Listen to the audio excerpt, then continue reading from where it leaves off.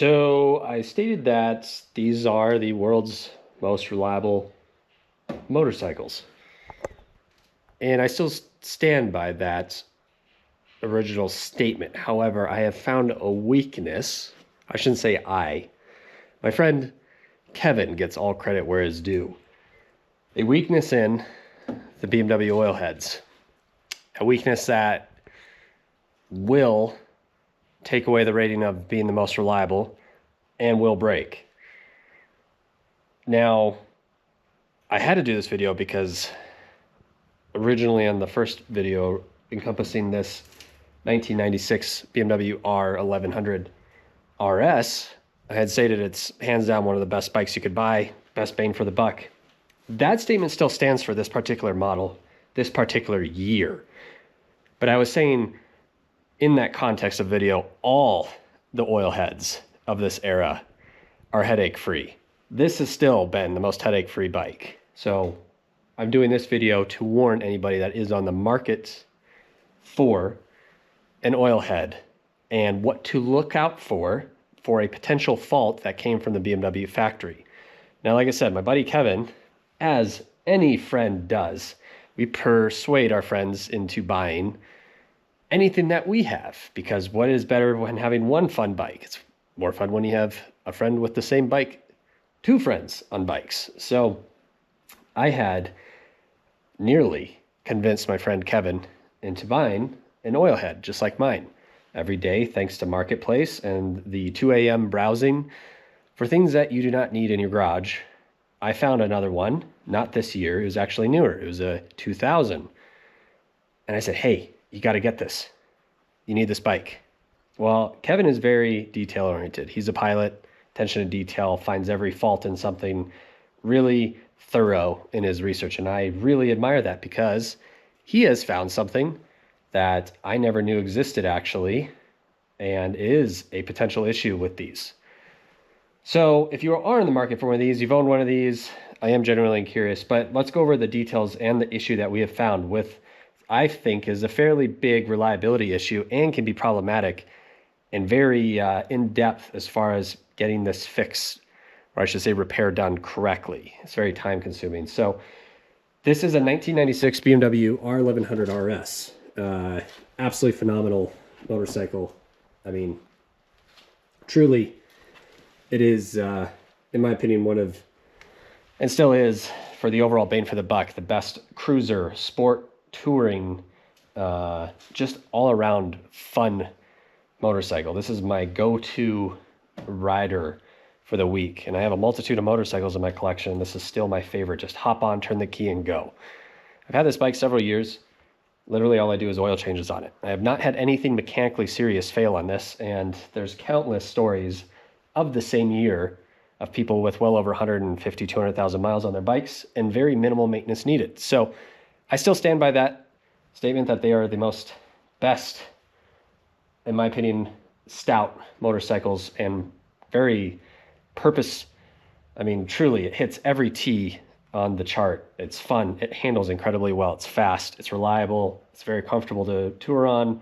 Simple. It literally does everything that I need in a motorcycle and some. It has surpassed my expectations in a motorcycle. It has surpassed my expectations in reliability of a motorcycle.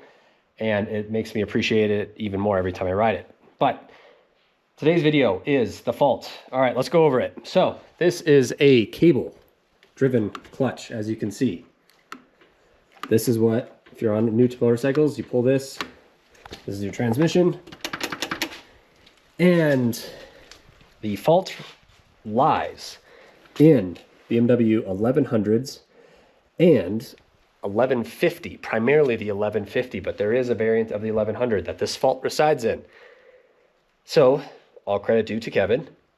We have found a major weakness and a major fault in these. And you, if you are on the market for one of these, do your due diligence and find out if the repair has been done. So, on non-cable, so if it is a hydraulic variant of the 1100 or the 1150, meaning it has a hydraulic housing, kind of looks like this for your brakes, but for your clutch. This is a cable, hydraulic. Hydraulic splines. What I mean by hydraulically actuated spline for the clutch. Here's an example in this photo. You'll see the spline and the clutch are intertwined with each other. It's a vital part for connecting the power from the motor to the transmission via the middle point, the clutch. BMW, I don't know if their R&D team got cheap or skipped a few steps on when they went from the cable-driven clutch to the hydraulic clutch. The actual initial engagement point, rather than being several inches, is now a few millimeters. So you're you're essentially resonating all that power delivery through the motor to that clutch to the transmission through a much smaller surface contact area.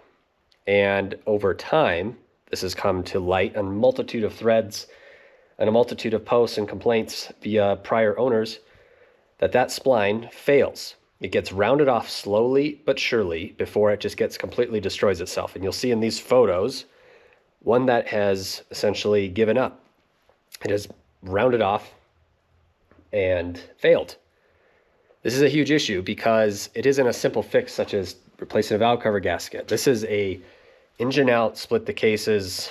I've heard from what I've read, it is very in-depth of a repair. So I wanted to do this video to shed light on what to look out for, because I do preach how phenomenal these are for a motorcycle, and I forever will preach that. But there are certain variants in this era that you really need to look out for.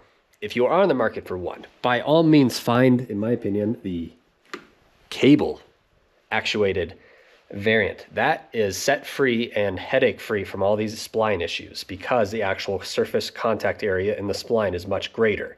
When they went to the hydraulic, it got much shorter. Same spline, but shorter, theoretically.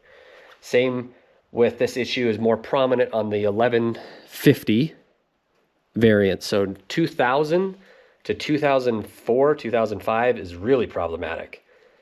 Not so much on the 1100s, but the last variant of the 1100 when they switched over to hydraulic from the cable driven, that is problematic.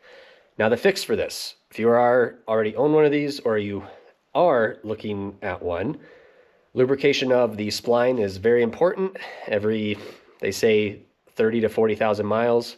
Also play in the spline and clutch components. Then there is a go-by sheet. You can pull the starter and inspect it, visually inspect it. But yeah, you're gonna need to think about that if you are or haven't done this repair, or if you are buying a motorcycle that is in this realm, that is a hydraulic variant of the clutch, that is a prone model to have this issue. So I figured I'd do this video to show you what to look out for. Here are some examples of this particular issue. You can see the spline differences in this photo, and it kind of gives you a rough idea of what to expect.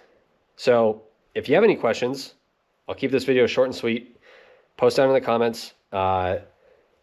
You know, that's just something I wanted to warn everybody about. That is a weakness that we have found in these oil heads. They did away with this issue pretty much in 2006. So the variants to look out for primarily is the 1150 boxer engine.